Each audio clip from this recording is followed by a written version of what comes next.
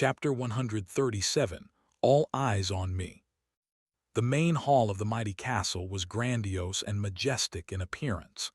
The gentle light of the morning sun was cascading through the tall windows and reflecting from the white marble walls, filling it with a bright radiance. The walls were decorated with intricate carvings that spanned dozens of meters, creating a regal tapestry. At the far end of the hall, a set of stairs led to a dark alcove. The back wall of the alcove had numerous small holes cut through it, and with sunlight shining through them into the deep darkness, it seemed as though a fragment of the starlit night sky was somehow locked within the castle. Beneath that light stood an empty white throne. Sonny stared at the throne for a few moments, then lowered his gaze and glanced at the several hundred people that were looking at them. Long wooden tables were placed along the length of the grand hall, with a motley crowd of sleepers sitting on crude benches behind them, busy consuming their food. There was some sort of hierarchy in how they were grouped, but Sonny couldn't understand it yet. Currently, most of them were staring in his direction. Sonny gulped. It took him a couple of seconds to realize that all these people were not, in fact, looking at him. They were all looking at Cassie, clearly startled by her loveliness. Crap! Just as he had thought, this smelled like trouble. The blind girl, meanwhile, was oblivious to the commotion her appearance had caused. Sensing the sudden tension in his muscles, she asked, "Sonny, why did you stop?" He narrowed his eyes, gave the crowd of sleepers his most menacing scowl, and answered in a flat tone, "Just taking in the view."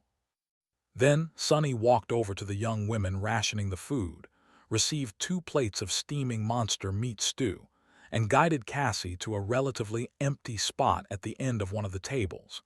He even got 2 cups of something that closely resembled tea. Sitting down, he put the crudely made utensils into Cassie's hand and stared at his plate. He didn't like all this attention one bit. "Look at that, Cass, they even got vegetables. I swear there's at least 2 pieces of a tomato in my stew. Or is it a carrot? What's that thing that looks like a red potato?" Sonny had only seen vegetables in the academy's cafeteria, so he was not well versed in differentiating them.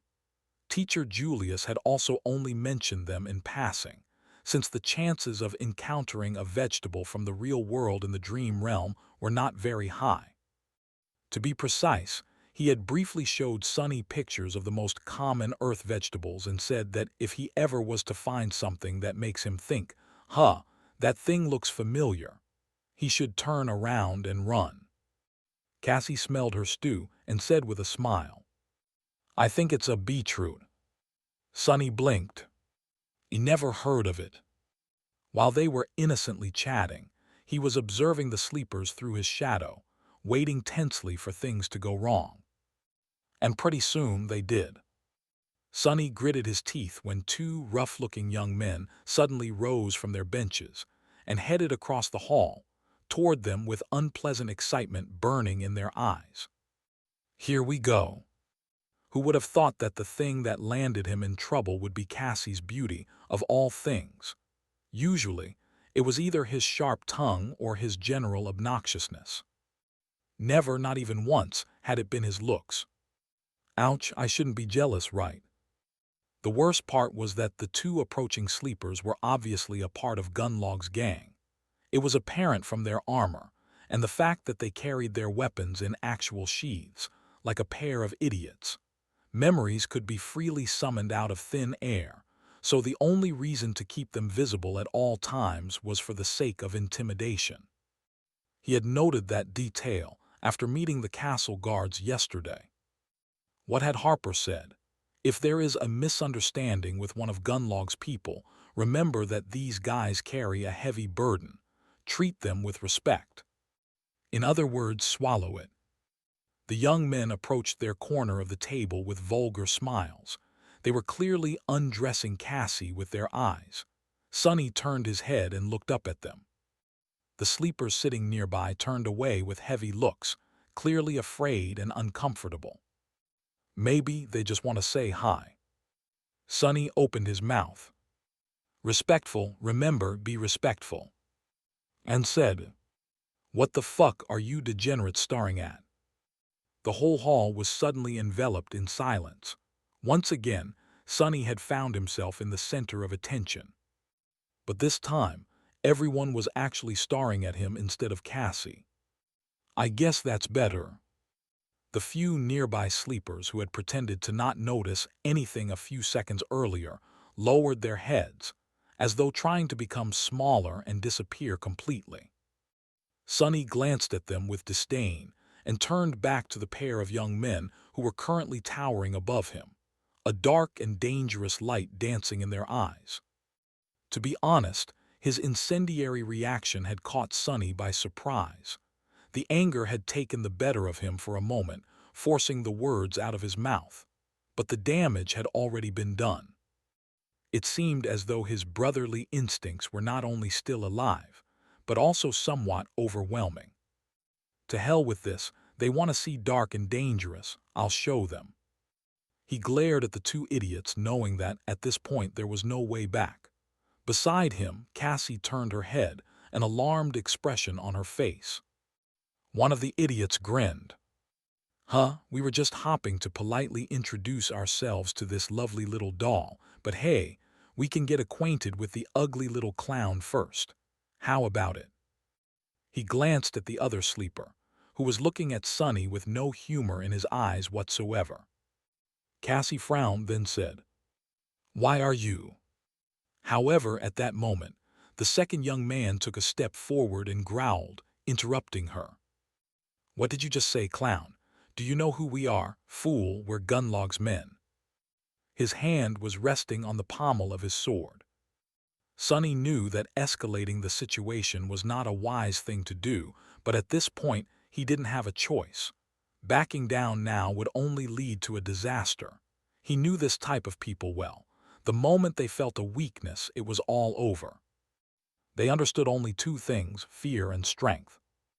Outstretching one hand, he scowled, looked the young men right into the eyes and said, "Congratulations. Now get lost before I make you dead men." Perhaps recognizing something in his voice, or maybe in his eyes, the sleeper who had his hand on the pommel of the sword hesitated. For a second, Sonny almost believed that his threat worked. But then the young man furtively glanced around, and this tiny hope evaporated. If they were alone, maybe the sleeper would have reconsidered his desire to antagonize Sonny any further. But with all these people watching, he couldn't show fear. Sonny failed to account for one crucial detail. All bullies were cowards, but what they feared the most was people finding out about their cowardice. Gunlog's man bared his teeth in a threatening grin. "Those are terribly big words coming from a puny weakling like you. You know what? I think your girl needs to keep better company. Why don't we help her out by making you disappear?" Sonny smiled. "I guess I'm going to kill a couple of fools today."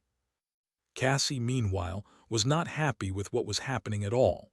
The frown on her face deepened. "I'll decide what company to keep myself. Now, please." However, they weren't listening to her. Sonny was already bracing himself for the worst-case scenario, prepared to summon the Midnight Shard at a moment's notice. But then suddenly, a calm voice sounded from behind his back. "Leave them alone, please. They are my friends." Caught by surprise, Sonny hurriedly shifted his perspective to the shadow and glanced back. Behind him, a tall and confident young man stood calmly with his hands resting at his hips. He had brown hair and a gentle, handsome face. His eyes sparkled with friendly humor. It was Castor.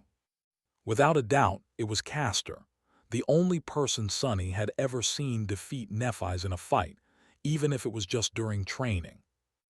Back at the academy, Castor had been a star of their batch of sleepers. Handsome and friendly, he was not only popular but also respected. And although it pained Sonny to admit it, that wasn't only because of his lofty status of a legacy. Even other legacies looked up to him. Many even considered him to be the true king of the rankings, speculating that Changing Star had gotten her first place by mistake. Castor was powerful, skilled, and charming. He was also humble and had an amiable personality that made it hard for anyone not to like him. His background was impeccable, and his future was unquestionably bright. Basically, he was the polar opposite of Sunny. Damn, I knew that voice sounded familiar. Sunny turned his head and stared at the handsome young man in utter bewilderment. What was that guy doing here? The two sleepers, who didn't even know how close they had come to tasting the sharp edge of the midnight shard, were doing the same. There was no more excitement on their faces. "Oh, it's you. That was my line." Castor looked at them with a silent smile. There was no apparent hostility in his eyes, but for some reason, Gunlog's men seemed to lose their desire to stir trouble. After glancing at each other, one of them said in a hesitant tone, "You know this guy Castor?" He gave them a nod. "Yeah, we were in the academy together. Don't mind his rude behavior, guys, that's just how he is. Rough around the edges, but really nice once you get to know him well." "Since when do we know each other?" Sunny was irrationally angry at that statement, but forced himself to keep his mouth shut. He understood that Castor was just trying to defuse the situation. Actually, his arrival had been very timely. Sunny was sure of his ability to dispatch a couple of thugs, but what would happen next? He doubted that other members of Gunlog's host would just sit and watch. Becoming involved in a conflict with the masters of the castle on his first day here would have been less than ideal. The thugs in question, meanwhile, had given up. Trying to keep the appearance of being in control, they glared at Castor darkly and backed down. "Teach your friend some manners, Castor. Next time we won't be so lenient." With that, they turned around and retreated back to their seats, throwing menacing looks at anyone who dared to stare at them. Soon, the grand hall was once again filled with the hum of voices. Castor followed them with his eyes and then turned to Sunny, his smile becoming a little somber. "That wasn't a very smart thing to do, my friend." Sunny scoffed. "Yeah, well, who says that I'm smart?" "Wait, no, that didn't come out right." The tall young man stared at him for a few seconds and then sighed. "In any case, it is very nice to see you, both of you." With that, he sat down, as though somebody had invited him. Well, admittedly, there was some connection between them. Wishing to talk to people with whom you had attended academy was sort of understandable. Still, Sunny didn't like it. Throwing a quick glance at Cassie, he smiled coldly and said, "What, are you very shocked to see us alive?" Castor hesitated. "It is good that you managed to survive." It seemed that this was his way of admitting that yes, he was surprised, but in a pleasant way. It wasn't a secret that Sunny and Cassie had been seen as two walking corpses by all the other sleepers in the academy. Just like Nephi's and Castor occupied the top two positions in the rankings, they were dead last. Because of that, the two of them had been shunned and ostracized. Of course, when it came to Sunny, he not only welcomed the cold treatment of his peers, but had actually been the one to engineer it. In any case, no one had wanted to be around them, as though afraid of becoming infected by the invisible aura of death that followed them wherever they went. Sunny himself had been guilty of avoiding Cassie as much as he could in the past. It must have been very strange to see the two of them alive, and well after months spent among the horrors of the Forgotten Shore. Cassie smiled. "Thank you." Castor reciprocated her smile and asked, his tone strangely warm, "You are Kasha, right, and you are of Sunless?" Sunny gave him a curt nod. "Right, although I'm surprised that you remember our names. Don't think that we've forgotten how you guys used to treat us." Cassie squeezed his hand and said in a disapproving tone, "Sunny." Castor chuckled. No, he's right. We behaved like a bunch of jerks. Looking back, there were a lot of things we did wrong. If only we had known better." His voice trailed off, and after being silent for some time, The handsome young man suddenly smiled with nostalgia. But still, those days in the academy were not all bad, right? Heh, I still remember the first time I met you, Sunless. You made quite an impression. All those tall tailies, spitting in the faces of awakened tyrants, slaying sword saints with a shake of a finger. He chuckled, remembering the good old days. Sunny grinned. He was in the mood for some mischief. What that trivial stuff? Ha, child's games. You should have seen the things I've done in the labyrinth. Now that's something to brag about. Castor looked at him, with humorous sparks dancing in his eyes. Oh well, do tell, what else have you done? Sunny shrugged with profuse indifference. This and that, let's see. He pretended to think for a few moments, and then said in a bored tone, I guess the most incredible thing I've done was killing a great devil with just one strike of my sword. Finished him right off, no problem at all. I even got a memory from that kill. But before you ask, no, I can't show it to you. Because, oh right, I ate it. Castor stared at him for a long time, then suddenly laughed. Even Cassie giggled, entertained by Sunny's earnest delivery. Shaking his head, the handsome young man smiled and said, I see your sense of humor did not change. Good, that is good. Few people manage to preserve it here. Sunny blinked a couple of times and said, pretending to be offended, What do you mean, sense of humor? It's the honest truth. He received another bout of laughter instead of an answer. There was food, safety, and laughter, he thought suddenly, remembering how Cassie had described the bright castle after dreaming of it for the first time. She had also seen Sunny leading her through its gates. Her prophetic visions were turning out to be frighteningly accurate. Makes you wonder about that other vision she saw.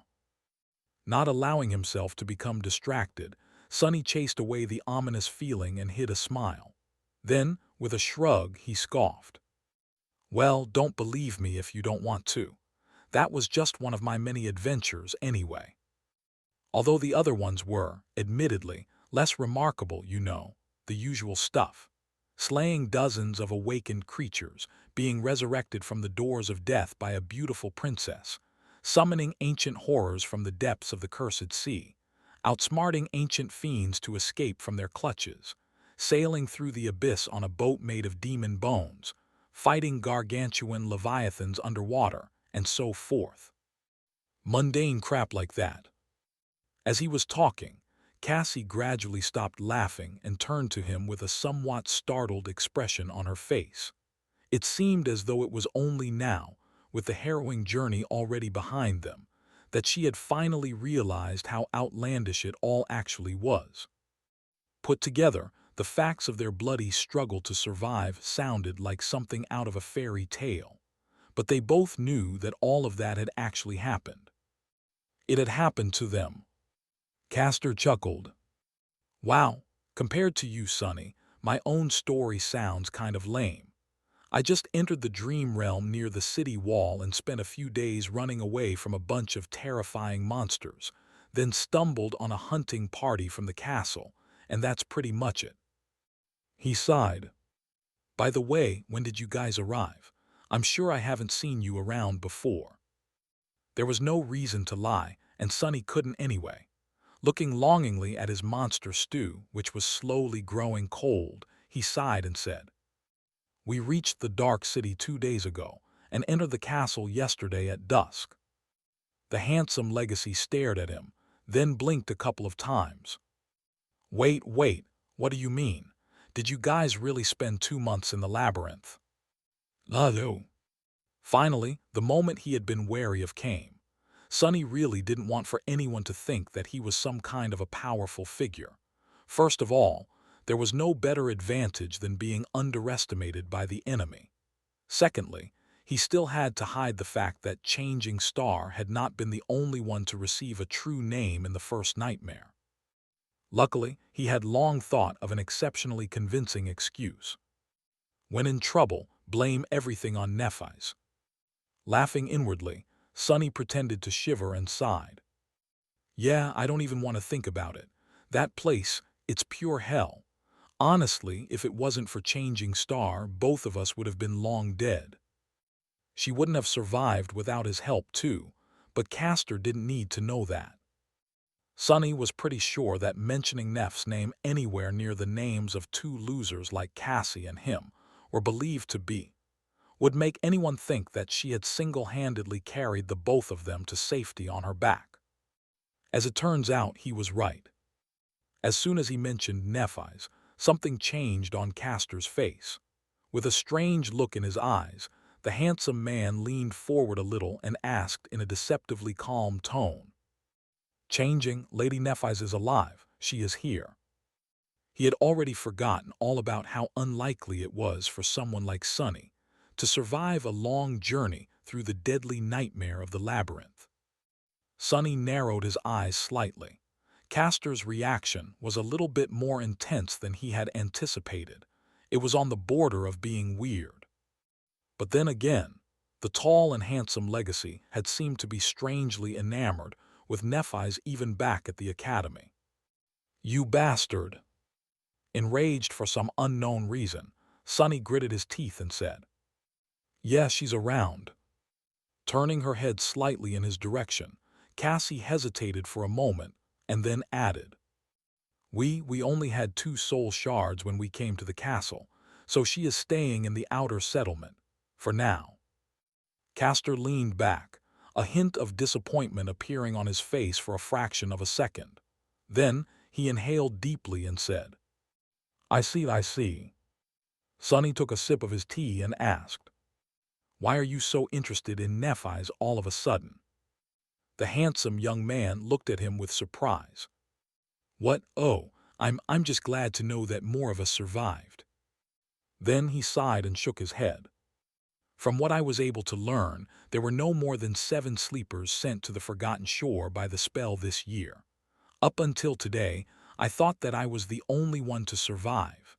It's good to know that I was wrong." Castor's face grew solemn. "If Lady Nephi's was with you, that explains how you have managed to reach the bright castle alive. But the other 3, I'm afraid that they are long dead. May their souls rest in peace." Sonny and Cassie lowered their heads, coming to terms with this new information. It was true that they had not been treated well by the rest of the sleepers in the academy. Still, it was also somewhat heartbreaking to know that several of the kids they had known, even if it was just for a short amount of time, were now gone, killed by the vicious crucible of the dream realm. The cruel and ruthless nightmare spell had taken its first victims. Who would be next? Without having to look at each other, they quietly repeated Castor's words. May their souls rest in peace. Some time passed in silence, with each of them thinking about what their own fates would be in this cursed place. Finally, Sonny extricated himself from this dark reverie and asked, "So you've been here all this time. How are you able to afford to live in the castle? Don't tell me that you have joined this golden serpent's army." Castor sighed. No, I didn't. Although I'm going to lie if I say that I haven't been tempted to. One way or the other, all roads here lead to Gunlog and his men. I don't think there's more than a handful of powerful sleepers who have managed to remain independent. Currently, I'm one of them. Sonny stared at him, or repeated his question. How so? The handsome young man shrugged. My aspect ability gives me a certain advantage when it comes to escaping the clutches of the nightmare creatures. Not so much with killing them, though. I went on a few hunting expeditions with other independent hunters, but that was a mistake. We barely escaped alive. Still, it landed me a few soul shards. The rest I got from selling a couple of memories. Right, unlike them normal people, the proud Legacy had entered the dream realm with an entire arsenal of memories that his clan had prepared for him. He had also started with a somewhat considerable amount of soul essence already absorbed, although it wouldn't have been too much. Unlike memories, which could be brought back to the real world by anyone, actual soul shards were physical objects, and as such, only masters and saints were able to transport them. because they traveled between realms physically, and not just in spirit like sleepers and awakened. That meant that even rich legacy clans couldn't afford to feed too much soul essence to their scions in advance. Masters were a rare breed, after all, let alone saints. In any case, Castor had it better than anyone else on the Forgotten Shore. His ancestral memories were enough to buy him months, perhaps even years of a tranquil life in the castle. He could use this time to learn the ins and outs of the Dark City, to become an independent hunter, or reconsider his position and join Gunlog's host eventually. Even in this hell, his background gave him an enormous advantage. Lucky bastard. But that still didn't explain why those thugs were so unwilling to get on his bad side. Sonny frowned. Why were Gunlog's men afraid of you? Castor looked at him with irony. Those two, oh right, you have just arrived at the castle. Well, basically, there are different kinds of people serving Gunlog. The guys you have so carelessly offended are members of the castle guard. They are at the bottom of the totem pole. They are also the weakest, and have little to no real battle experience. What minor reputation I have is enough to make them think twice before messing with me. For a second, there was a dangerous gleam in his eyes. Because of Castor's amiable personality, when talking to him, it was easy to forget what the word legacy really meant. Legacies were trained to fight and kill since they could barely walk. Every one of them was a true powerhouse. Sonny had no doubt that Castor's actual reputation in the castle was not as negligible as he would have them believe. After all, he was the only human. No, actually, the only being Sonny knew of that had managed to defeat Nephi's in combat. And in terms of personal power, Nephi's was as high as one could get in Sonny's heart. No one else could even compare. He was also sure that Castor's reputation was earned by spilling blood. I really hope that I won't have to face this guy in battle one day, Sonny thought, feeling a cold sensation that he desperately hoped was not a premonition. With a sigh, he tried to hide this unease and asked, "So I shouldn't be worried about their retaliation?" The amiable young man gave him a nod. The two guards you have humiliated might try to do something on their own, but there won't be any reaction from the host itself. But I doubt that they will. Just don't antagonize them any further. He suddenly grew serious. However, if they were hunters, or even worse, one of the Pathfinders, even my name would not have protected you. You'd simply be dead. So please watch your actions in the future. This castle, in a sense, it can be as dangerous as the city outside, especially for someone with your, temperament. What's that supposed to mean? Sonny wanted to bite back, but then closed his mouth. Yeah, he really did have a temperament that attracted trouble, guilty as charged. While he was reconsidering his life choices, Cassie suddenly spoke in a quiet voice. Castor, is there really no way out of here? The proud legacy looked at her and remained silent for a long time, a somber expression finding its way to his face. His eyes were heavy and bleak. After a while he sighed and said, "None that any of us can ever hope to reach, Kasha. As it is right now, this is where we have to live. Maybe something will change in the future, but for now just take care of yourself and try to survive." Standing up, he glanced at them one last time and smiled. "It was so nice to see you guys, really. I'll leave you to your food now if that's okay. If you need anything in the future, don't hesitate to come find me. My quarters are in the Tower of Dawn." Quarters? Of course that miscreant has quarters. With that, Castor left, letting Sonny finally get to his stew, which was barely warm by that point. Great breakfast is ruined, he thought angrily, drilling 2 holes in the tall sleeper's back. His fault, it's all his fault, not mine. Yeah, definitely. Some time later, Sonny was lying on his bed with his eyes closed. The Tower of Dusk was calm and quiet. It was time to send his shadow on a walk.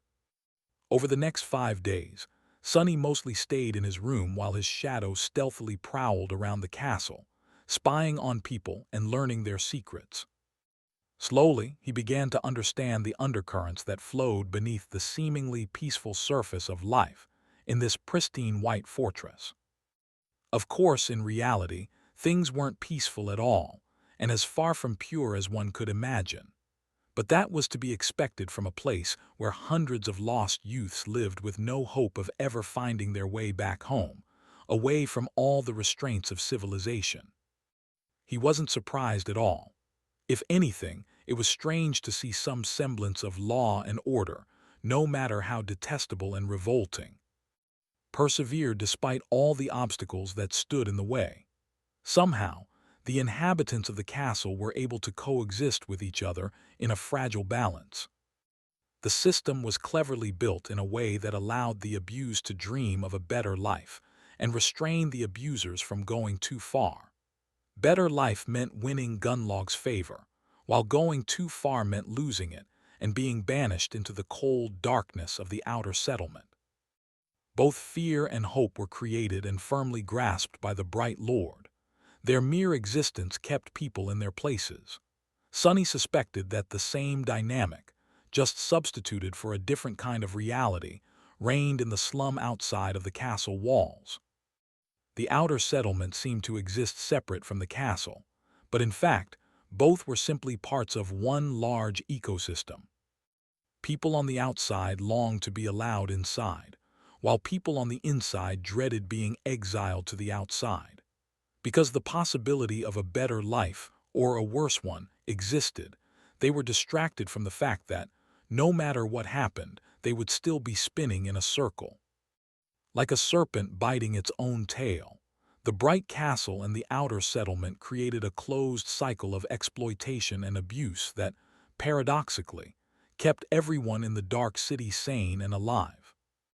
It was nothing short of ingenious. Of course, Sonny wanted no part of it. He didn't know how many people were currently surviving in the slum, but there were somewhere around 500 sleepers living in the ancient stronghold. However, not all of them shared the same status. There was a complex hierarchy in place, separating people into different castes. Some of these groups had a distinct place in the hierarchy, while others were less clearly defined. Most of the inhabitants of the castle, unsurprisingly, were directly serving Gunlog. They were guards, hunters, pathfinders, artisans, and handmaidens. Ruling over them were 5 lieutenants who answered directly to the Lord himself, each responsible for their own aspect of the day-to-day life of the fortress. The castle guard was the largest of these groups, consisting of around 150 men. They were in charge of guarding the stronghold and enforcing Gunlog's laws. Just like Castor had said, they were near the bottom of the totem pole in terms of power and status. Anyone with a remotely useful aspect ability could join the guard, and although their training was rather rigorous, actual opportunities to experience combat were few and far between. That was not to say that their job was not dangerous. Every time a stray nightmare creature climbed the hill or attacked from above, it was their duty to either kill or chase the monster away. And out here in the dark city, no monster was anything less than terrifying and absolutely deadly. The castle guard was led by a morose giant of a man named Tessai, who was one of Gunlog's most trusted lieutenants, and perhaps the oldest sleeper on the Forgotten Shore. He was just 2 years short of 30. Tessai was a ferocious fighter and ruthless commander, holding his subordinates in an iron grip. Above the castle guard there were hunters. These were the elites of Gunlog's forces, each possessing a powerful combat aspect, rich battle experience, and sharp wit to make use of both. There were around 50 of them, divided into 7 hunting parties. Each morning, as soon as the gates of the castle opened, one of the parties left the safety of the impregnable marble walls and ventured into the harrowing maze of the dark city to hunt and kill awakened creatures. It was thanks to their efforts that people in the ancient stronghold had food on their plates. Without them, none of this would have been possible. Hunters were recruited from the ranks of guards, and becoming a hunter was a dream come true. That was because these professionals enjoyed plentiful rewards from the Lord, such as living in a room of their own as opposed to cramped barracks, better food and access to various luxury items, best memories and tools the bright castle could provide, as well as many other things. Of course, the other side of the coin was that their lives were often the shortest. Despite all their experience and preparations, many never returned from the hunts. And the only reason any did at all was the pathfinders. Pathfinders served as guides for the hunting parties. Just as Effie had said, the secret to surviving in the Dark City was to find and kill comparatively weaker creatures without stumbling into something far more deadly. They made sure to do just that, track the awakened monsters without leading the pack of hunters into the jaws of fallen abominations. There were so few pathfinders that Sunny even questioned whether they could be categorized as a group. In the whole castle, there were less than a dozen. Each of them was a seasoned veteran who earned his role through surviving long years of bloody battles in the ruins, and thus had a chance to live long enough to learn large areas of the Dark City like his own 5 fingers. Needless to say, all of them were incredibly fearsome combatants and enjoyed lavish, sometimes even decadent lifestyles. Both hunters and pathfinders were led by a charismatic man called Gemma. Gemma came to the Forgotten Shore in the same year as Gunlog and had helped him take control of the castle. Together, these 3 groups, guards, hunters, and pathfinders, formed Gunlog's army, which was simply known as the Host. There were 2 other groups of people that belonged to Gunlog. The first of them consisted of sleepers with useful utility abilities and their helpers. These people, known as artisans, played a very important role in the life of the castle. They were responsible for creating and maintaining various items that were either vital to survival or made existing on the Forgotten Shore less unbearable, such as clothes, tools, equipment, utensils, and various gear. Each artisan had a small team of less gifted sleepers helping them craft the necessary items. All in all, there were around 100 of them in total, with most of that number consisting of the assistants. They were led by a young woman called Kaido, who was a talented manager and had an ability that allowed her to change attributes of certain plants. The vegetables in Sunny's stew came from her garden. Since such an ability was nothing short of priceless on the Forgotten Shore, where food was scarce and mostly homogeneous, it wasn't surprising that she had become one of the lieutenants despite being much younger than the rest of them. The status of artisans was somewhat of a tense subject in the Bright Castle. Because they were largely non-combatants, guards felt that their position should be inferior to that of people actually risking their lives in vicious battles against nightmare creatures.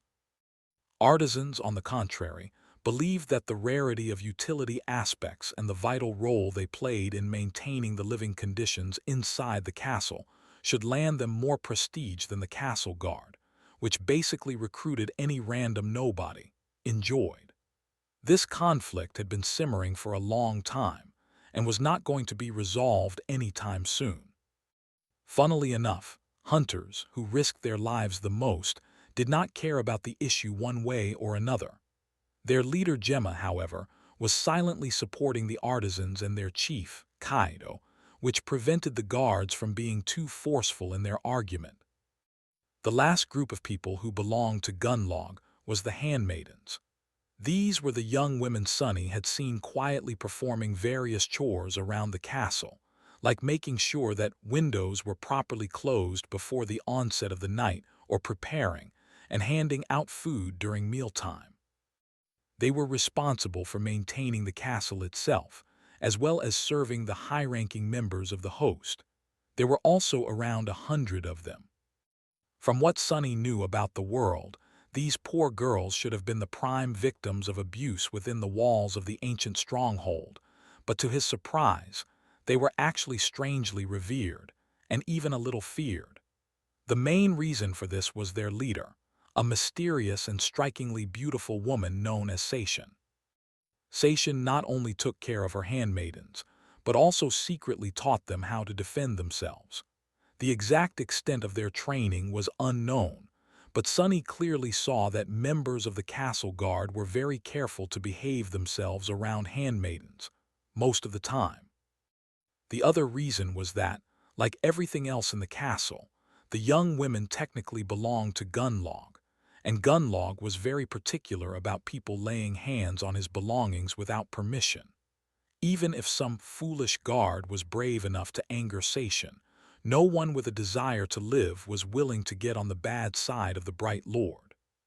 Sunny, however, was already scared enough by Sation herself.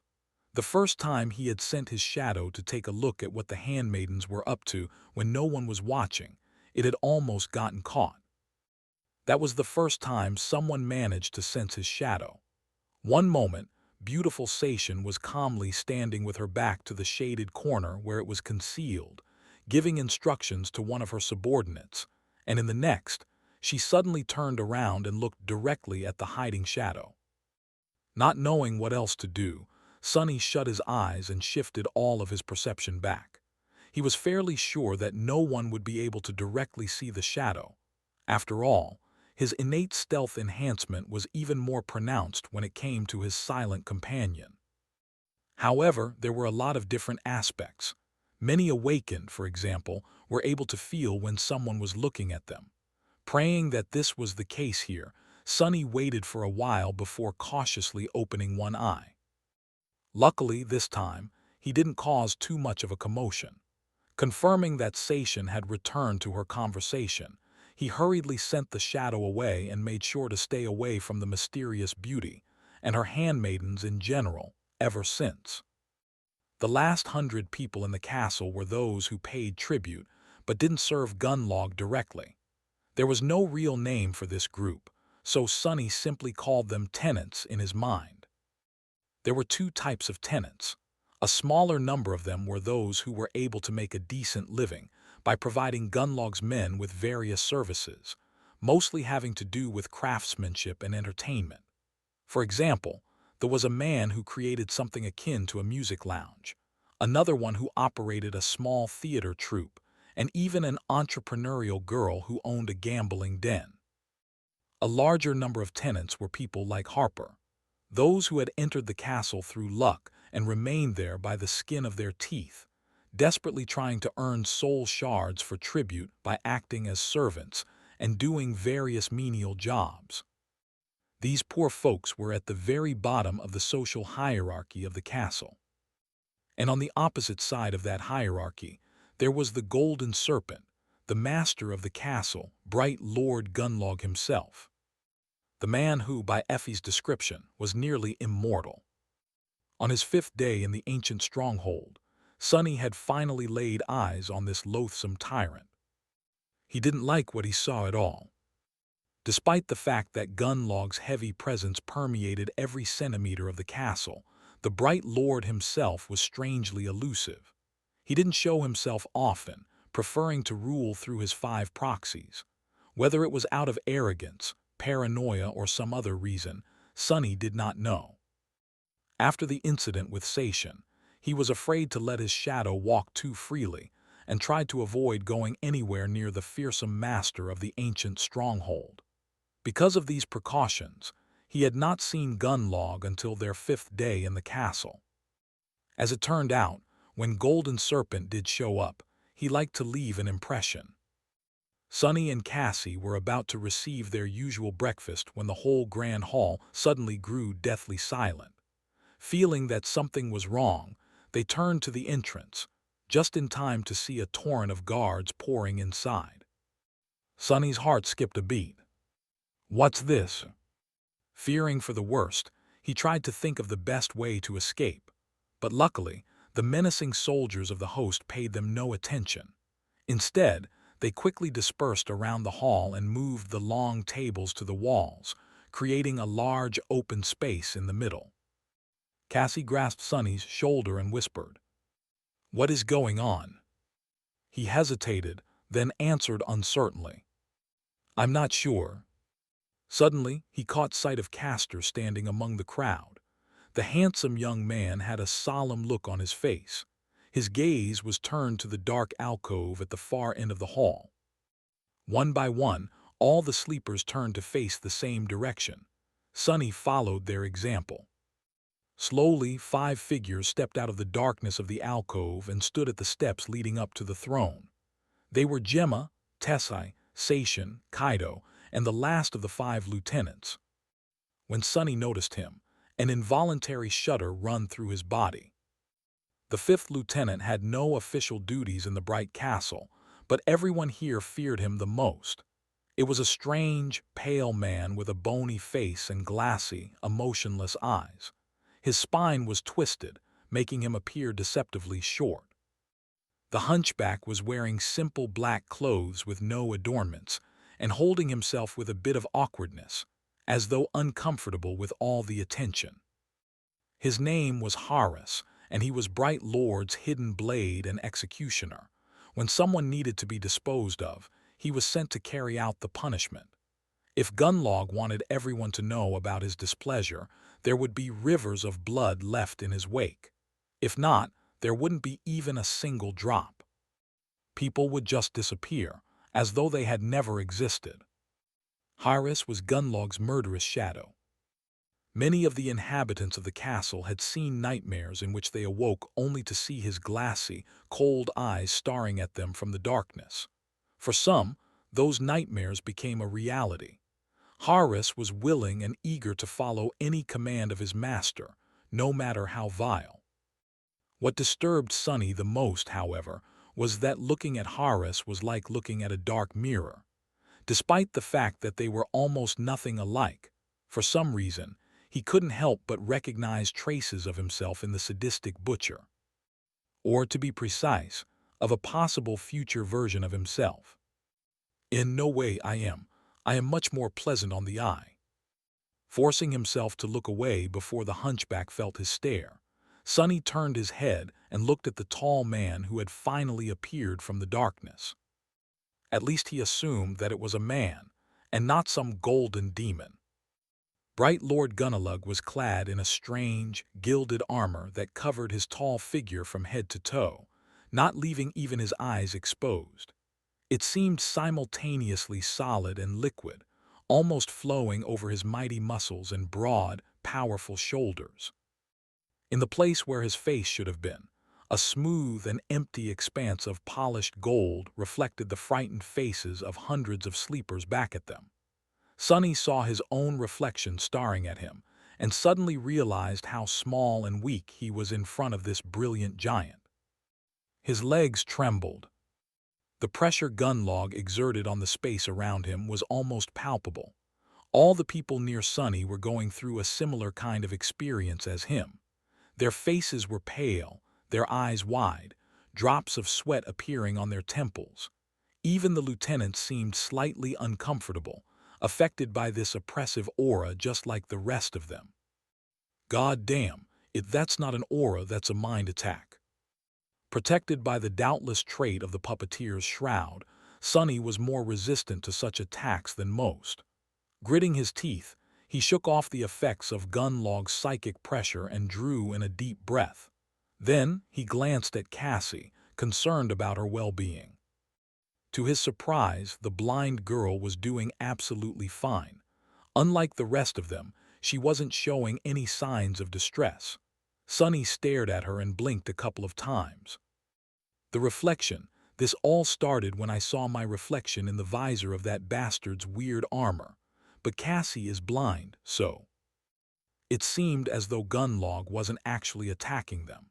It was just an enchantment of that strange golden armor of his. Whoever looked at its mirror-like face was immediately assaulted by a crippling feeling of awe, dread, and the crushing desire to submit. What kind of a memory can practically paralyze several hundred people just from its passive effect? Sunny thought, astonished. How was this possible? Meanwhile, Gunlog approached the empty white throne and gracefully sat down. The light falling from the numerous holes in the back wall of the alcove reflected from his armor, making it appear as though he was enveloped by a bright radiance. The golden mirror that served him as a face turned to gaze at the rows of sleepers trembling at his feet. A few moments later, a deep and insidious voice resounded from all around them, as though the castle itself was whispering into their ears. "Ah, what a nice day it is today. A perfect day for justice, don't you think, my precious wards? I've heard that there's a criminal hiding among us today. Well, am I not fair? Am I not just? Let me show you how just I am." Sonny felt cold sweat running down his back. Shaken by Gunlog's serpentine voice, he was tempted to fall to his knees and beg for forgiveness. However, he also understood that every person in the Grand Hall currently felt the same urge. Everyone here had done something that might be considered a crime by the tyrant. He almost expected to hear people begin confessing their sins, but at that moment, a strange commotion at the doors attracted his attention. Moving with menacing determination, two guards dragged a man to the center of the hall and threw him on the floor. The man was dressed in rags and painfully lean, which betrayed his nature as a dweller of the outer settlement. However, there were ropes of powerful muscles rolling under his thin skin, and an angry, fearless look in his eyes that made the man appear proud and defiant. Throwing a contemptuous stare at the guards, he picked himself up from the floor and stood up, his back straight and his head held high. There was no ounce of fear on his face. Instead, there was dark, furious resentment. Gunlog looked down on the brave man from his throne and slightly tilted his head. The outsider grimaced after seeing his reflection in the golden mask, but still didn't lower his head. "That's pure willpower," Sonny thought, impressed by the stranger. Meanwhile, Bright Lord's voice resounded in the Grand Hall once again. "My wards, we have a guest today. This man, called Jubei, is visiting us from the outer settlement. Recently, he had been heard leveraging an accusation against one of my men. As a just and benevolent lord, I have invited Jubei here to plead his case and expose the criminal. We must get to the bottom of this matter. After all, the law is our only guiding star in this dark world." Despite being free from the psychic pressure emanated by Gunlog's armor, Sonny still felt strangely affected by his deep, soft voice. He even got goosebumps. With or without the golden memory, Bright Lord possessed a powerful and ingratiating charisma. It was hard not to listen to him. But the man called Jubei just smirked. "That's right. I'm here to accuse one of your thugs, Gunlog. Let's see how you'll get out of this one, bastard." With that, he raised one hand and pointed a finger at the group of hunters, watching the proceeding from their usual corner of the Grand Hall. "That man right there, one of your so-called pathfinders, is guilty of murder. He had killed an innocent kid in the most repugnant of ways. I've been watching you and your minions commit all sorts of vile crimes over these years, but enough is enough. Today, I'll see him answer with his life for what he did." A wave of shocked whispers ran through the crowd. Accusing a pathfinder was not something a sane person would ever do. Due to their venerated status, these men were nearly untouchable. And yet, Jubei seemed unrelenting. Gunlog spoke. "Is that so? That is a heavy accusation, Jubei. Please tell us more." The man from the outer settlement gritted his teeth. "That scum and his people lured a naive kid into their party by promising him all kinds of rewards and riches. They told him that he is going to become one of them and come to live in your damn castle. But in reality, they just fed him to the monsters as bait." He spat on the floor. "You dare to call yourself hunters, you damn cowards. Don't you have any shame?" A heavy silence settled in the Grand Hall. People were now staring at the group of hunters with dark expressions on their faces. The inhabitants of the castle were used to pretending to be blind to all kinds of wicked deeds, but all those deeds were committed by humans against other humans. What they couldn't forgive was a human being betraying another of their kind to the nightmare creatures. In the Dark City, this was tantamount to sacrilege. Gunlog turned his head to face the hunters, who shivered under his gaze. "Is this true?" The oldest of the group, the Pathfinder, glanced darkly at Jubei and scowled. "There must be some kind of a misunderstanding, my lord. The boy in question was a highly valued member of my party. We all had high hopes for his future. His death saddened all of us a great deal." His voice was steady and calm, perhaps even a little too calm. Jubei snarled, "Lies. I happened to be hunting on that day myself and saw everything with my own 2 eyes. I know what you did, bastard." Gunlog turned to face the crows and sighed. After some time had passed, he solemnly said, "What an unfortunate situation. It seems that it is your word against his, Jubei. What to do, what to do? I trust my brave men wholeheartedly, of course. Who would be so ungrateful as to distrust these heroes when they are the ones keeping you all alive? Surely, there's no one that vile and wicked among you, my precious wards." Sonny held his breath, feeling singled out by the insidious voice. The chilling threat hidden behind these words was not very subtle. Gunlog was silent for a few moments, battering the crowd with his oppressive psychic aura. Then he turned away, letting the people breathe, and said, "But it would be unbecoming of me to play favorites in such a grave matter. And this matter, oh, it is grave indeed.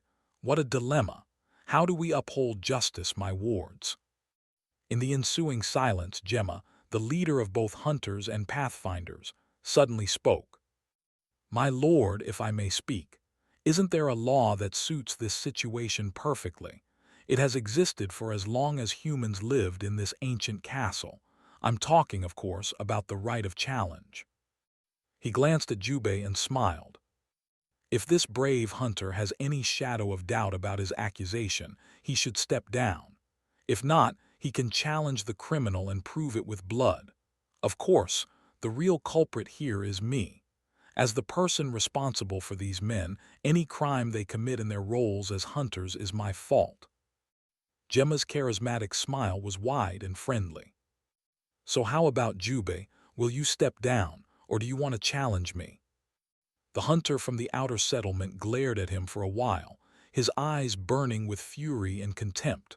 Finally, he spat. "Do you think I'm afraid of you, lapdog? Sure, why not? I challenge you." The whole spectacle was so smoothly orchestrated that Sonny was almost tempted to believe in it. Of course, he knew better.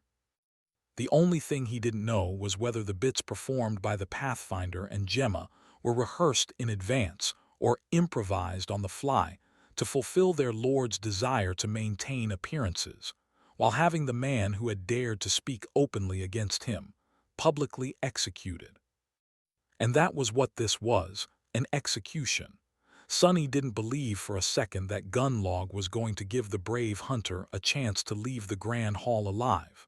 No, he wanted him dead, and he wanted everyone to see him die, lest they get the idea that it was possible to run their mouths against him and escape unscathed. And yet, a tiny ember of hope still burned in Sonny's heart. From the looks of it, Jubei was an experienced hunter, a capable, seasoned warrior who faced numerous monsters and ended up on top every time. He was very strong, with enough willpower and resolve to crush rocks into dust. Perhaps a miracle would happen. No matter how small, there was a possibility. That's why Sonny couldn't understand why Gunlog would be willing to risk his right-hand man's life in this farce. As though reading his thoughts, the Bright Lord spoke. "A challenge. Ah, so be it. This is a sacred tradition indeed. As long as good men are willing to put their lives on the line for the sake of righteousness, depravity can't win." The crowd of sleepers exploded into whispers. Some of them were tense and somber, others filled with dark anticipation. The corner of Sonny's mouth turned downwards. From what he could see, depravity had already won, or at least gotten the upper hand. But Gunlog wasn't done speaking. "However, it would not be suitable for you to represent the accused personally, Gemma. The Bright Castle can't afford to lose you, my friend. Jubei, would you mind if the accused chose another champion?" The hunter from the outer settlement simply shrugged and said, "Bring your worst, cowards." Bright Lord turned to the Pathfinder and tilted his head. With his suddenly pale face reflected in the eerie mask of the strange golden armor, the murderer remained silent for a few moments, and then said in a quiet voice, "I choose Harris, my lord." Everyone suddenly grew silent. Sonny himself felt cold shivers running down his spine. Why did it have to be that creepy, wicked cripple? In the deathly silence, Jubei smirked and spat with grim satisfaction. Even better. It seemed that he had a score to settle with the silent hunchback, too. Harris, who had looked a little bored and uncomfortable through the whole procedure, stared at the Pathfinder who had named him with no particular expression on his bony face, and then slowly walked down the steps. The other lieutenants reacted to this unexpected turn of events differently. Gemma frowned and threw a quick glance at Gunlog before stepping back with a dark expression. Tessai grinned, as though expecting a good spectacle. Kaido grew a little pale and took a little step sideways, trying to distance herself from the descending hunchback as much as possible. Only Seishin remained silent and indifferent, not allowing any emotion to appear on her cold, beautiful face. Realizing what was about to happen, Cassie squeezed Sunny's arm and whispered, "Sunny, I want to leave." After a short pause, he answered in a raspy voice, "I'm sorry, we can't leave now." Despite the fact that he didn't want to be anywhere near Gunlog's scarecrow, he knew that leaving now would draw too much attention. They couldn't risk that in the presence of all 5 lieutenants, not to mention Golden Serpent himself. What's more, his mission in the castle was to gather as much information as possible. He couldn't miss the chance to see one of the most dangerous creatures in this deceptively peaceful stronghold in action. And there was this dark feeling deep within his heart that one day, somehow, he and Harris were going to end up bloodied, with only one of them walking away alive from the fight. It was as though an invisible thread connected them together. Perhaps it was a string of fate. Meanwhile, the hunchback descended from the steps and stopped opposite Jubei in the empty space that had been cleared in the center of the grand hall. His face was still motionless and a little bored. Sunny held his breath. As Gunlog sat silently on the white throne, Jubei summoned his memories. A flexible armor made out of red scales appeared on his body, complete with a winged helmet and a kite shield. In his hand, a curved scimitar weaved itself from the sparks of light. Its blade was as sharp as a razor. The hunter glanced at Harris and said in a steady voice, "Let's see what you're capable of, Butcher." The hunchback just looked at him with his glassy eyes and silently allowed his thick cloak to fall on the floor. Then, he grimaced and straightened his spine as much as he could, suddenly losing the appearance of a small and fragile cripple. At his full height, Harris towered above most of the sleepers in the grand hall, losing only to the giant Tessai. His monstrous, twisted shape radiated a sense of deep, bestial power. He didn't bother to summon any memories, staring at the hunter with the same cold indifference. Jubei scowled. "So be it." Full of anxiety, Sunny held his breath. The proud hunter lunged forward, raising his shield, and at the same time slashing with the scimitar. His movements were incredibly fast and nimble, his technique sharpened by years of bloody battles in the Dark City and guided by rich experience. Good, he's good. Did Jubei really have a chance? As Sunny's eyes widened, Harris seemed to miss the attack completely. As though forgetting that he wasn't armed, the hunchback simply raised a hand to meet the razor-sharp blade, and gripped it with his bare fist, stopping Jubei's strike in its tracks.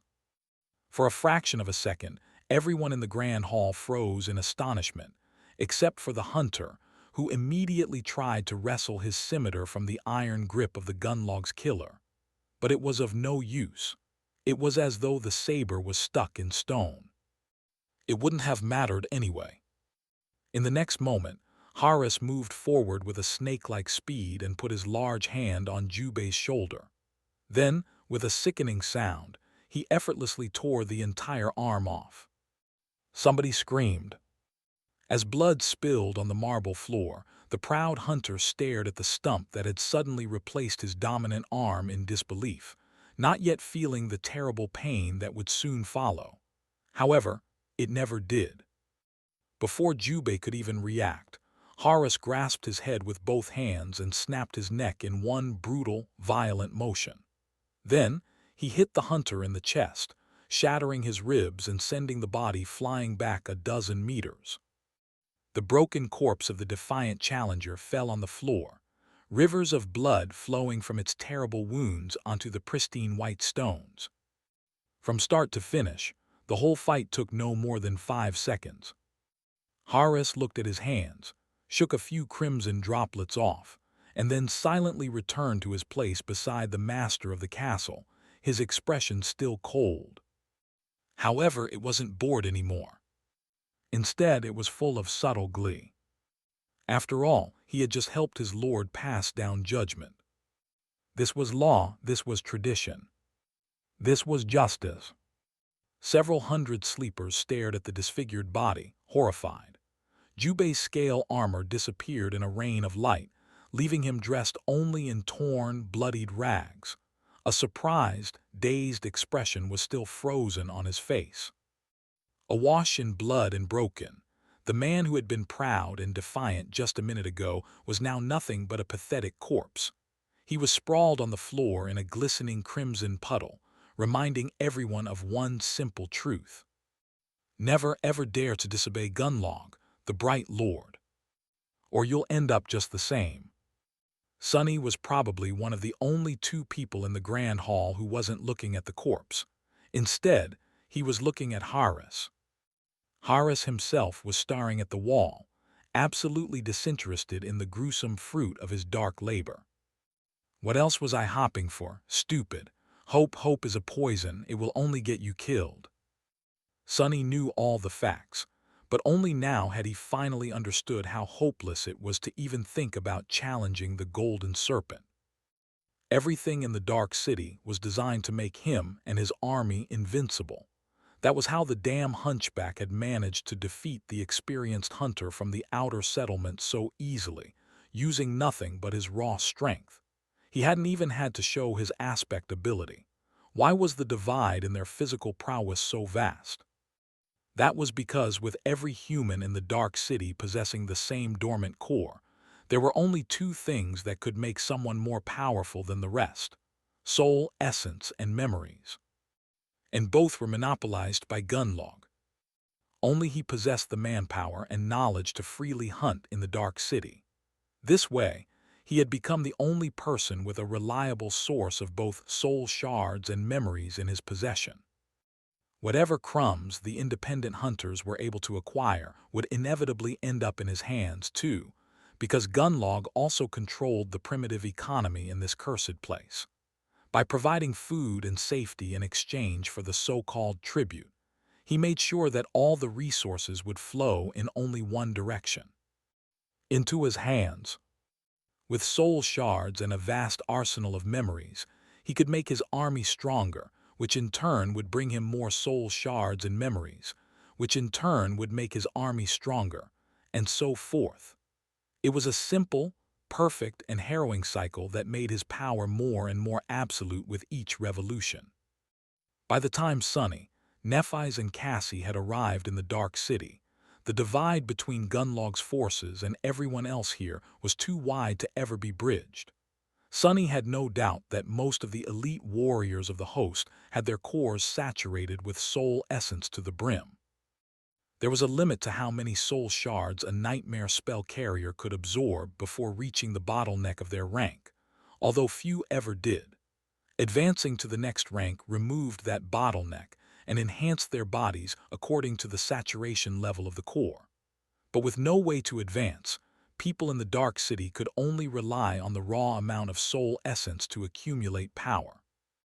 This meant that within these ancient walls, sworn into servitude to a single man, there lived the most powerful group of sleepers to ever exist in human history. And this was the man Nephi's planned to kill. With a shudder, Sunny remembered Effie's words, No sleeper can defeat Gunlog ever. It's simply impossible. He also remembered dozens of skulls swinging in the wind above the castle gates. Curse it all! What is she going to pull me into this time? I really have to persuade her to give up for once. My life might depend on it. But somehow he doubted that changing star even knew how to give up. At least not when it came to her mysterious goal. Curses! Sonny was so consumed by these dark thoughts that he even neglected to listen to Gunlog's farewell speech. He had the general idea of what kind of bullcrap the bastard was proselytizing anyway. Soon the bright lord had left his white throne and disappeared into the darkness behind it. The lieutenants followed, with Horace being the last one to leave. As soon as they were gone, the body of Jubei was unceremoniously dragged away, and a group of handmaidens silently wiped the puddle of blood off the pristine marble floor. The tables were moved back to their places, and the crowd of sleepers was invited to return to their breakfast, as if nothing had happened. However, Sonny had completely lost his appetite. Leading Cassie away, he glanced at the plates full of food and thought without humor. I guess there's a first time for everything.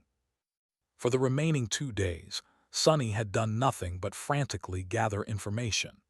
Knowing that he will be leaving the castle soon, he became a little bit bolder in where to send his shadow. He spent a lot of time spying on the hunters and pathfinders, learning their tactics and secrets. He observed how guards were trained. He learned which artisans were important and which were not. The only caste he tried to avoid was the handmaidens. He even studied various engravings and stone carvings that decorated the walls of the castle. Finally, the week they had paid tribute for came to an end. On the dawn of the 8th day, Sonny and Cassie once again appeared in the large hall with beautiful stained glass windows and saw the gates of the castle. Despite the fact that there was nothing outside these gates but a dirty slum, Sonny felt relieved. He couldn't wait to leave this damn place. Why do people even want to live here? As soon as he finished this thought, Sonny realized that he didn't actually know what life in the outer settlement was like. Perhaps the castle was actually a paradise in comparison. I doubt it.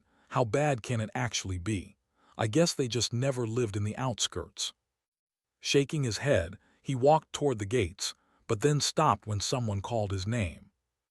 Turning his head, Sonny noticed the familiar young man with a thin face and nervous eyes. Today, Harper seemed to be especially distressed. His clothes were a bit less tidy, and there were a few ugly blotches of ink on his parchment. Ah, son, Sunless and Kasha, right? Goodness, it has already been a week. Ah, where was I? Oh, yes. Are you guys here to pay tribute for the next one? Sonny stared at him for a few moments, then forced out a smile and pretended to be sad. No, we haven't been able to, earn shards, so we're leaving. Maybe we will see each other again someday. Harper opened his eyes wide and stuttered. What? Why would I be? Oh, sorry. I'm very sorry that you couldn't stay longer, but don't despair. Lord Gunlog is truly kind and life is unpredictable. I'm sure you'll be able to come back soon. Sonny gave him a curt nod and turned away. I hope not too soon at least. With that, they passed through the gates and left the bright castle, the promised castle they had spent so much time seeking and dreaming of. What a disappointment it all had been. Standing under the gray skis of the forgotten shore once again, Sonny and Cassie breathed in the cold, fresh air and both smiled. Cassie tugged on his sleeve. Sonny, what do we do now? He looked at the pitiful slum that lay beneath them and answered without having to think for too long. What else? We go find Nephi's. Cassie smiled, but then suddenly frowned and asked, But Sonny, how do we find her? He thought for a few seconds, then shrugged. I'm not sure. Follow the sounds of mayhem. This place is not that big. I'm sure we'll manage. They descended the stairs and entered the slum, with Sonny looking around in search of the distinct tall figure. There weren't that many sleepers in the outer settlement who possessed an armor-type memory, so he was sure of his ability to notice Changing Star in the crowd. Soon they were surrounded by makeshift hovels and people that had empty, bleak eyes. Some of them stared at them with pity, realizing that the two had just been sent away from the castle. Others openly gloated. Sonny paid them no attention. Once again, he was surprised by the sharp contrast between the castle and the outer settlement. No matter how vile the underside of the ancient stronghold was, people were actually living there, walking around with mostly mundane human worries written on their faces. Here in the slum, people were merely existing, and barely at that. In their eyes, there was a more dire need and a more consummate fear. The need to find food for the day, the fear of being devoured by some unseen monster in the night. They were all gaunt, cold, and listless. The only time hope appeared on their faces was when their gazes accidentally fell on the bright castle. Hope will get you killed, fools. You have it better here than those poor souls in the fortress. All in all, it was not so different from the outskirts, with the added terror of nightmare creatures waiting somewhere in the shadows. But then there were monsters in the real world as well. They just wore human skin. Sonny was once again reminded of how surprisingly well prepared he was for the trials of the nightmare spell, his lack of education not included. Surprisingly, there was no sign of Nephi's anywhere. They walked through the entire settlement before finally catching a glimpse of her. At the very edge of the slum, perched precariously above the vertical fall from the stone platform, stood an uncharacteristically spacious dwelling. It was crudely put together out of slabs of stone that had been unceremoniously scavenged from the ruins, with many of them still bearing the intricate carvings left behind by the original inhabitants of the Dark City. This barbarous atrocity was the closest to the road of white stone out of the entire outer settlement. Perhaps that was why it seemed to be a bit sturdier than the rest of the hovels. The lodge even had a small addition built on top of it, somewhat resembling a second story. Changing Star was sitting on its roof with her legs crossed, gazing at the rising sun and the cursed city below. In the pale light of dawn, her ivory skin and silver hair looked beautiful and eerie. She had dismissed her armor and was wearing a crude tunic, with a piece of rope tied around her waist. Sensing their approach, Nephi's turned her head and glanced in their direction. Then she stood up and jumped down, landing lightly on the stone surface of the vast platform. Sonny grinned. "Hey Neph, long time no see." Nephi's led them inside the stone lodge, which had turned out to be her new residence. The interior was Spartan and austere, with pieces of broken furniture lying here and there, and cold winds sweeping freely through the spacious hall of the first floor. Despite its larger size and superior craftsmanship, the lodge had been empty when she found it. No one wanted to live this close to both the edge of the platform at the threshold of the road, where the risk of being attacked by nightmare creatures was the highest. But Changing Star didn't mind. Looking around, Sonny scoffed. "Gee, this place surely needs some work." Neph shrugged, seemingly not very concerned with her living conditions. Well, they did spend the past 2 months sleeping on nothing but rocks and dirt, so in a sense, even this ramshackle mess was an enormous improvement. With some improvements, it could even become somewhat of a decent place. Suddenly, Sonny felt a little guilty about all the comfort and warmth he had experienced in the castle. He was even fed delicious fresh food twice a day. Speaking of food, Cassie smiled and handed Neph a small bundle. Concerned about her friend, she had not eaten her supper the previous evening, choosing to save it for this moment. "Here, Neph, I brought you something to eat." Changing Star received the bundle with a faint smile and lingered a little before saying, "Thank you. Do you guys want breakfast?" With that, she walked over to a flimsy wooden table that stood near one of the walls and removed a piece of cloth from it. Beneath, there was a pile of juicy roasted meat. It was sizable enough to feed 10 people in the castle for a day or two. Sonny stared at the meat blankly, then moved his eyes to stare at Nephi's. "Where the hell did you get all this meat? We thought you would be starving here in the outer settlement." She touched her hair in embarrassment. "Oh, a few nights ago, a big monster came from the road. I and a few other people managed to kill it. This is my share of the spoils." Cassie opened her eyes wide. "But I thought that Gunlog's men were supposed to fight off nightmare creatures." Changing Star remained silent for a few seconds. "They do if the castle is attacked, either from the slopes of the hill or from the sky. If the monsters come from the road, they usually don't bother to do anything. So that's why all the nearby hovels were empty. Who would want to live in the direct path of attacking nightmare creatures, especially since people who were supposed to fight them weren't going to move a finger to help?" Sunny smiled darkly. "That's the glorious castle guard for you. Wait." He blinked, then glared at Nephi's. "If that is true, then why on earth a dream realm? Would you choose to live in this pit, of all places?" She stared at him for a while, then said in a flat tone, "It's quiet here." Then a small smile appeared on Neph's lips. Turning to a window, she added, "I like it." Behind the window, a striking vista of the cursed city sprawled far below. The morning sun washed the ruins in a pale light, making them look menacingly mysterious. Nephi smiled. "Besides, what can compete with this killer view?" As though answering her words, a ghastly wail resounded from somewhere far away, echoing in the wind like a dying scream. Sunny trembled. I guess she meant it literally. With a sigh, he put Changing Star's strange choice of habitat at the back of his mind and approached the pile of meat. "Let's eat first." The three of them sat on the stone floor and ate monster meat, passing around Cassie's beautiful glass bottle between each other. It was just like the good old times, provided that those times were not actually that old, and there had certainly not been anything good about them. Almost. When all three of them were satiated, Nephi's looked at Sunny with calm intensity.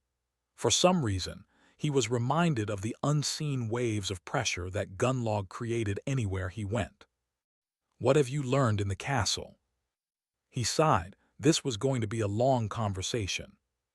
Sunny started by describing the general order of things in the ancient stronghold.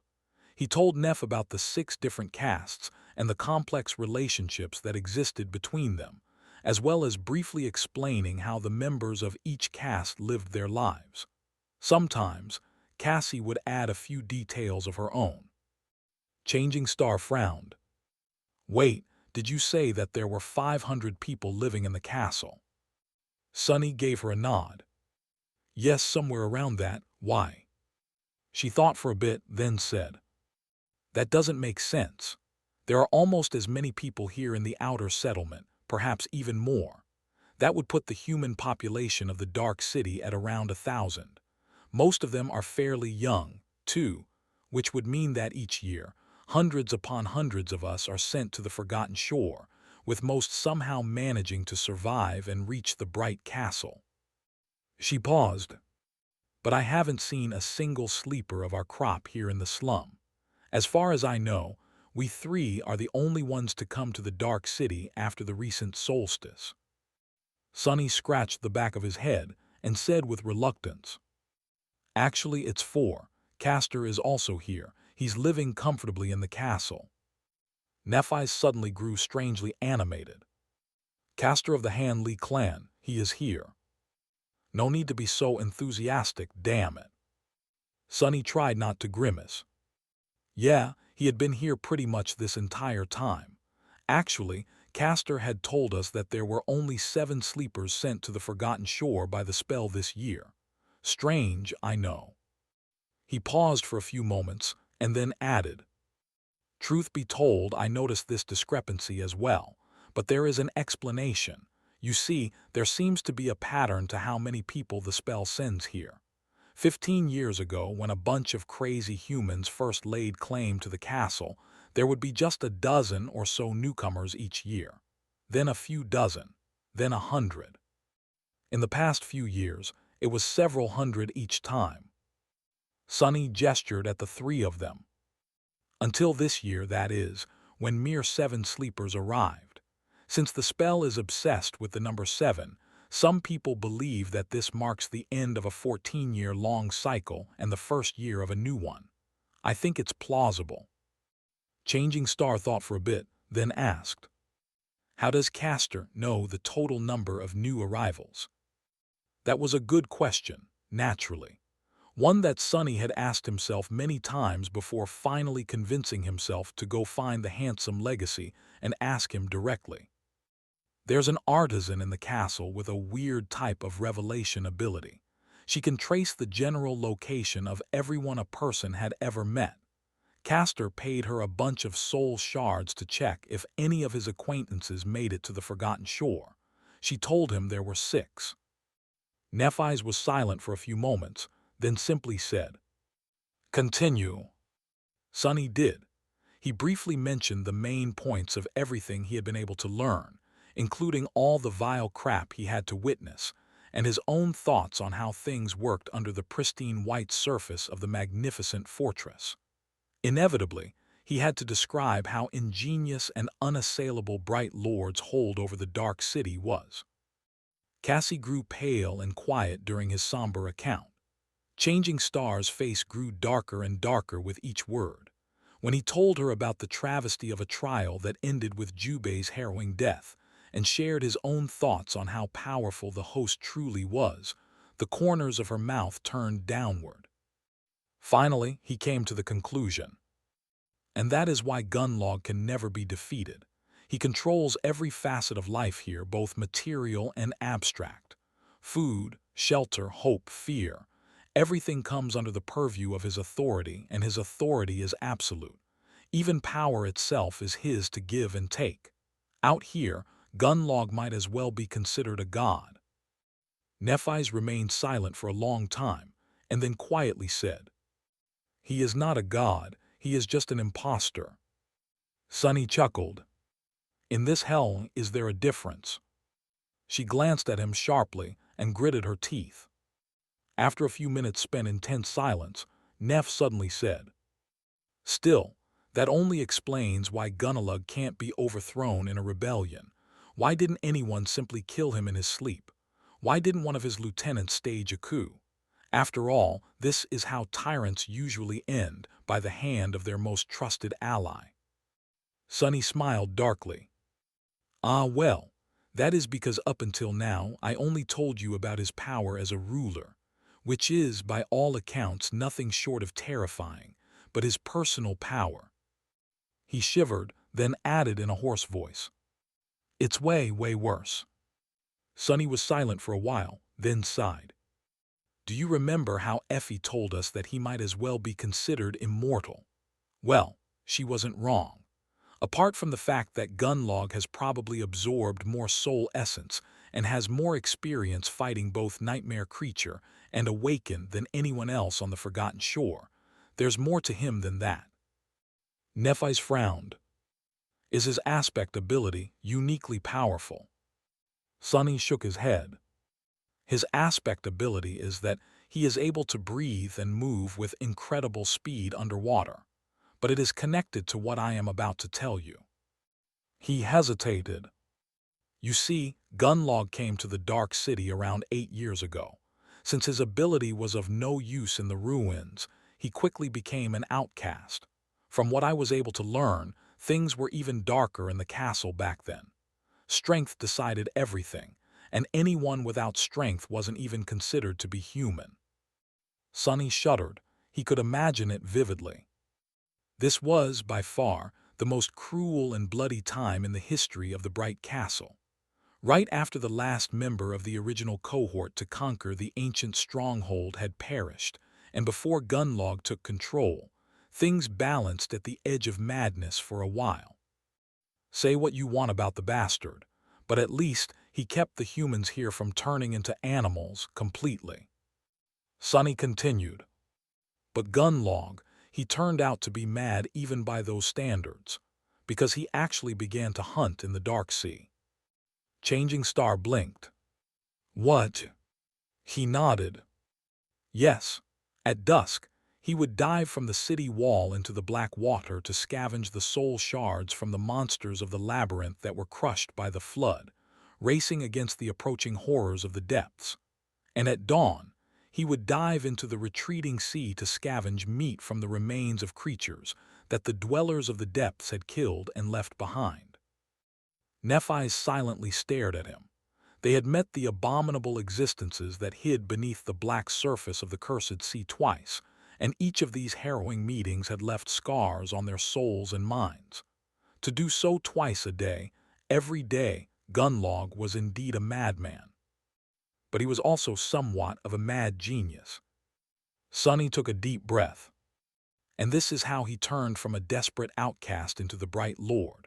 One day, Gunlog was pulled away by a current, and once the sea disappeared, stumbled onto a mortally wounded, dying Leviathan. The creature was still alive, but just barely. Knowing that the carrion eaters of the labyrinth will soon come to feast on it, Gunlog began cutting the meat of the creature's bones with his knife. He paused, then said in a strangely dark voice, "By chance, the Leviathan happened to die from its terrible wounds at that exact moment. And since Gunlog's blade was the last thing to cut it, the spell happened to attribute the kill to him. And that kill happened to give him a memory, a wondrous golden armor that no human weapon can even scratch." No one really knew a lot about the dwellers of the depths, but Sonny and Nephi's had once witnessed two carapace centurions retrieve two transcendent soul's shards from the carcass of one of them, which meant that Gunlog's armor-type memory was at least 3 ranks above the soul cores of every human on the Forgotten Shore. Almost every weapon-type memory they possessed was either of dormant or awakened rank. Even if someone managed to kill a fallen creature and acquire an ascended weapon from it, the weapon would most likely still be ineffective against the transcendent armor. And since that damn armor didn't have any openings, basically, Gunlog was invincible. Sonny sighed. With that armor, he returned to the Dark City, gathered a few supporters, killed everyone who stood in his way, and took control of the castle. No one was able to threaten his reign ever since, and all those who tried, well, their skulls are out there for everyone to see, swinging on chains above the gates of the castle. Nephi's remained silent for a long time, staring at the floor. She seemed to be a bit disheartened. Finally, she asked, "What traits does the armor possess?" He shrugged. "Who knows? It's not like anyone who had the opportunity to learn that lived to tell the tale. The only thing widely known about the golden armor is that it is made out of some strange liquid metal and that it emanates a field of crushing psychic pressure. But even that is not entirely true. Actually, it only affects those who look at their reflection in the visor. Cassie wasn't affected at all." The blind girl raised an eyebrow, only now learning that everyone except for her always felt incredibly oppressed in Gunlog's presence. For once, her terrible flaw gave her an advantage. It had also allowed Sonny to learn a valuable secret, but he had no time to be happy about it. The most important part of this conversation was drawing close. He had to convince Changing Star to abandon any idea of going against Gunlog. Otherwise, all 3 of them were going to end up dead. Sonny looked at her and asked in a carefully neutral tone, "So what do you think?" Changing Star was quiet for a while, then suddenly said, "I have also learned something while you were gone." Sonny frowned slightly. Was she trying to avoid this conversation? Feeling heavy and uncertain, he asked, "Really, what is it?" However, in the next second, he had forgotten all about his previous worries, because Nephi's looked him right in the eyes and said, "There is a gateway here after all." Something exploded in Sonny's mind. What there is a gateway. Stunned, he stared at Neph with wide eyes. How could this be? Why hadn't anyone ever mentioned it? No, it didn't make any sense. If there was a gateway, why would people just stay in the Dark City? Why were both Effie and Castor so adamant that there was no way out? A familiar dark feeling of unease settled in his heart. Trying to compose himself, Sonny slowly said, "Then why hasn't anyone left? Where is it?" Nephi's looked at the window, remained silent for a few moments, and then answered in a flat tone. "Where do you think? It's in the Crimson Spire, of course." The Crimson Spire, that eerie and ever-present shadow that had haunted him all this time. The Cyclopean tower that stood at the center of the labyrinth, or maybe was the source of it, emanating a harrowing sense of foreboding. The background for the last part of Cassie's vision. Of course, the damn gateway just had to be in that damn spire. Sonny sighed. This was unwelcomed, but not unexpected news. After all, Inspector Rock did warn them that, should they ever find themselves in a region of the dream realm without an established human citadel, they should look for the gateway either around or inside the most prominent landmark there. The Crimson Spire loomed over the entire forgotten shore like an axis connecting heaven to earth. It was hard to imagine anything more prominent. Ever since Cassie had first told them about it, deep down, Sonny always suspected that they were going to end up having to enter that creepy tower at some point. After the revelation that there was no gateway in the human castle, that suspicion only grew stronger. But wait, there was something else that Instructor Rock had told them. Work together to defeat the Gateway Guardians. Wasn't these his words? So who is guarding the Crimson Spire? Glancing at Nephi's, he asked darkly, "So what is inside the spire? I gather that it's not something pleasant. Otherwise, there wouldn't be 1,000 sleepers choosing to live in a city full of vicious monsters instead of going there." Changing Star nodded. Without changing her expression, she looked away and answered, "A fallen terror." Sonny's heart skipped a bit.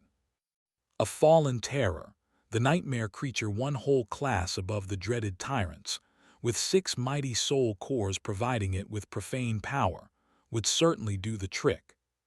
So going there is suicide. No amount of sleepers could ever hope to defeat a fallen terror. The possibility of surviving such an encounter, let alone emerging victorious, was zero. It was even less probable than breaking through Gunlog's indestructible armor. Impossible. He chuckled. What irony, to not only be trapped in this hell, but also be forced to stare at the path to freedom every day, knowing that you'll never be able to reach it. That was such a cruel torture. Sonny would even go as far as to say that it was a type of hell in and of itself. No wonder the Tower of Dusk was so unpopular. Living there would simply drive some people insane. They were really, truly stuck here forever. Nephi sighed. The first ruler of the Bright Castle led a large expedition to find a way out of the labyrinth. They all perished. The second ruler, the last member of the original cohort, tried to reach the gateway instead. They all died, too. After that, no one tried to find a way out anymore. The 3 of them remained silent for a long time, their mood grim and somber. Now that they had a chance to spend some time in the small human enclave on the forgotten shore and gather information, there were no more excuses to deny it. Everything that Effie had told them was true. They were going to spend the rest of their lives here, however long that might be. Sonny sighed, then looked at Changing Star. "So what's the plan?" Nephi's looked at the vista of the ruined city through the window. Sonny was sure that she had already thought a lot about their future.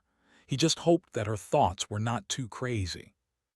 After a while, she said, "We will create a hunting party." Not too bad.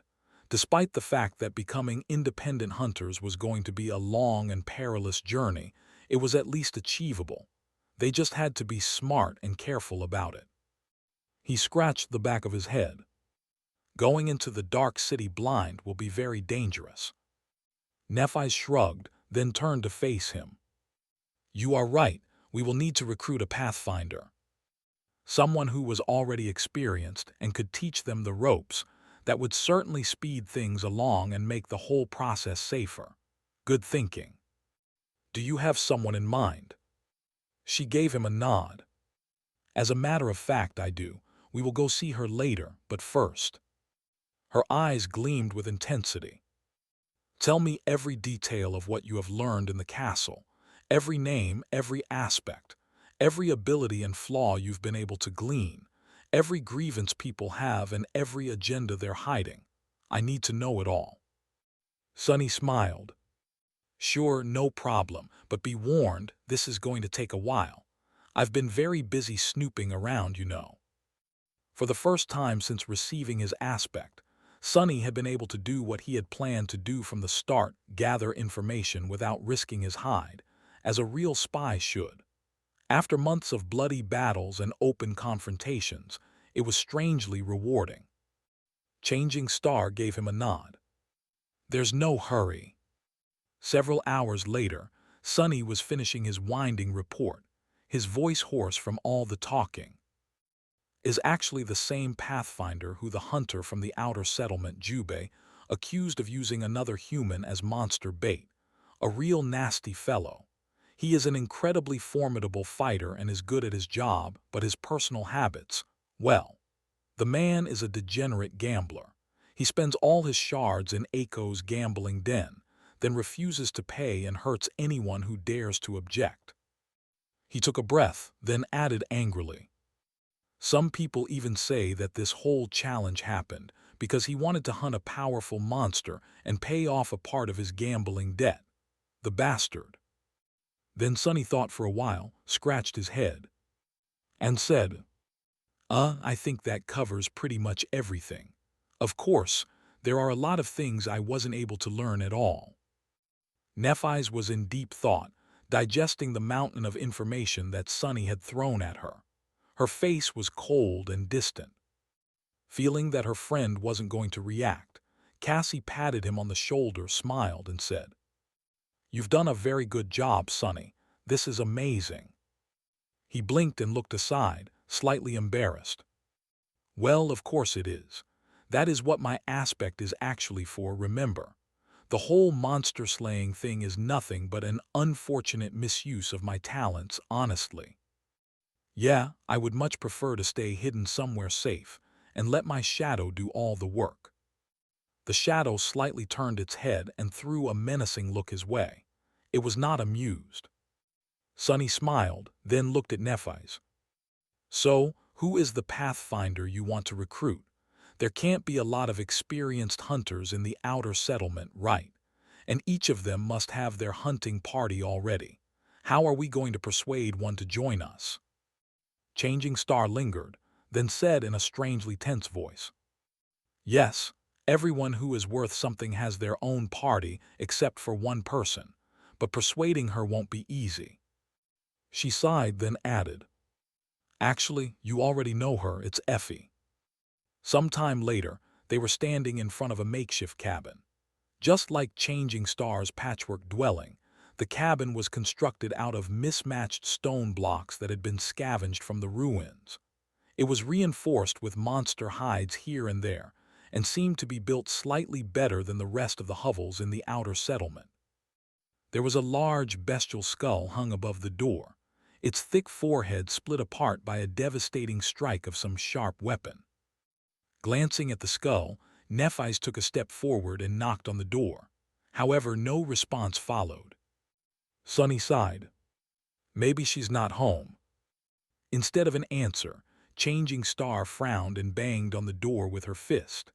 The first strike was somewhat gentle, but by the last, the bestial skull was on the verge of flying off the wall. A sleepy and irritated voice sounded from the inside. I swear to gods, whoever you are, you'd better be a nightmare creature. A few moments later, Sunny heard the sound of footsteps approaching the door. Before it opened, though, Nephise suddenly spoke. Sunny, turn away.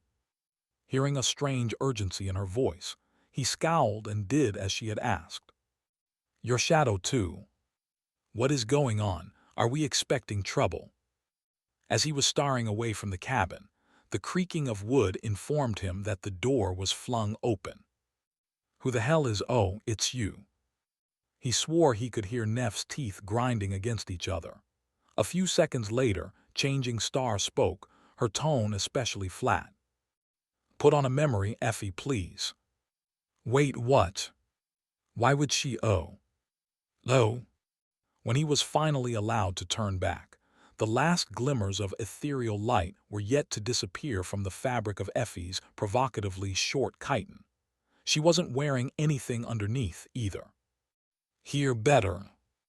The huntress was exactly the same as the last time he had seen her, tall, strong, and brimming with vitality. Without the bronze cuirass with leather terrages, as well as other elements of the archaic armor, even more of hued dewy olive skin could be seen. "So, you guys are back together, huh? Judging by how clean and shiny the other two look, I'm guessing that their stay in the castle was pleasant." Sonny glanced at Cassie, then said in a reserved tone, "Not particularly. Just like you said, the ambience there is, well, an acquired taste, I guess." Effie grinned. "Well said. Anyway, how can I help you?" Changing Star motioned at the door. "Can we come inside?" The unruly huntress glanced back, then shrugged. "Sure, why not?" Inside, the cabin was small and cozy. One of its corners was occupied by a large pile of furs that served Effie as a bed. At first glance, it didn't seem that lavish, but once it hit Sonny that each of the furs had come from the corpse of a nightmare creature, he quickly changed his mind. That was probably the most extravagant thing he had ever seen. Also, one could only imagine what went on between those furs. Pure thoughts, Sonny, focus. There was also a fireplace, a table with a single wooden chair, and a pair of sturdy chests. The rest of the space was occupied by various curios that the huntress had scavenged from the ruins over the years. There was no particular logic to this opulent collection, except for the fact that each object had once caught her fancy for this reason or that. After the three of them were seated, Effie returned to her pile of furs, wrapped herself in one of them, and asked, "So, what's so important that you had to come and wake me up this early in the morning?" "Early in the morning? It's already noon." Nephis lingered for a few moments, then said, "You haven't hunted since the day we met, right?" Effie yawned, then said in a languid tone, "Nope, I'll go back into the ruins once my food runs out, which will be in a day or two, I think." What, how? The amount of meat she had butchered off those monsters was enough to feed a person for a couple of months. It was all gone already. Just how much did the vigorous huntress eat? Changing Star nodded. "When you do come with us, be our pathfinder." Well, she certainly doesn't beat around the bush. For some reason, Sonny had not expected Neff to be this direct. He had always imagined this conversation taking much longer before getting to its real purpose.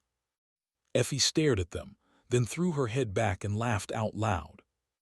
"Ah, that's a good one. Do you want me to be your nanny, too?" When her laughter died down, she shook her head and said, "No offense, kids, but you have just arrived in the Dark City. You are as green as it gets. Best hunters out here wanted me to become a part of their party, and I refused them all. Do you know why?" Neff nodded with a serious expression. "Most hunting parties share the spoils of their hunts. Each hunter keeps a part to eat and sells the rest to the people in the slum. But because of your flaw, you can't allow yourself to do the same.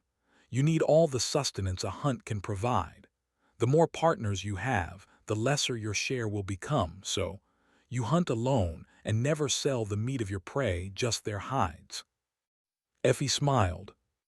"I see someone has been doing their homework." Changing Star tilted her head a little, and, not paying any attention to the irony in those words, continued, "We can solve that problem by—" However, the solitary huntress interrupted her. "Stop, good guess, but you are wrong. That is not why I refused all those hunters." Nephis blinked, surprised.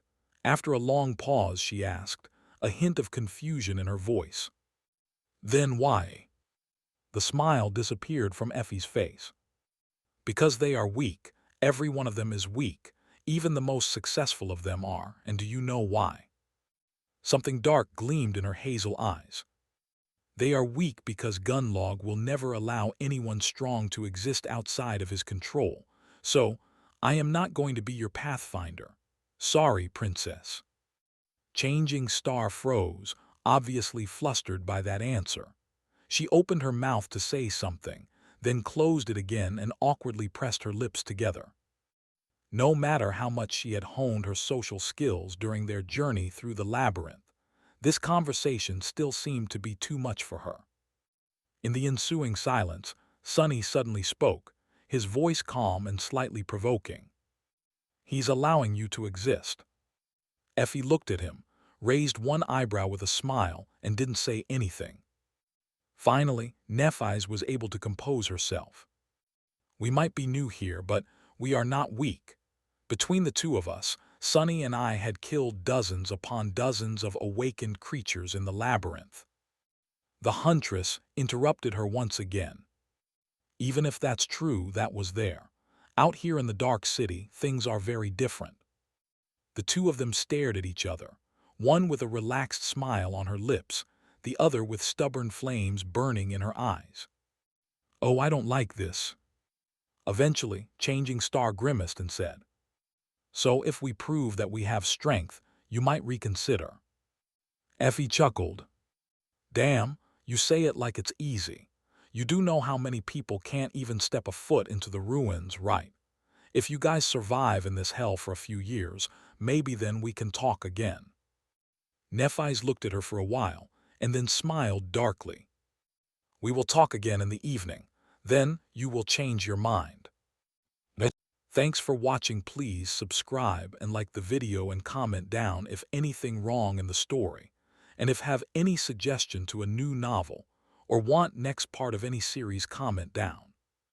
Our target is to get 1K subscriber. There will be surprise for all of you. Stay tuned.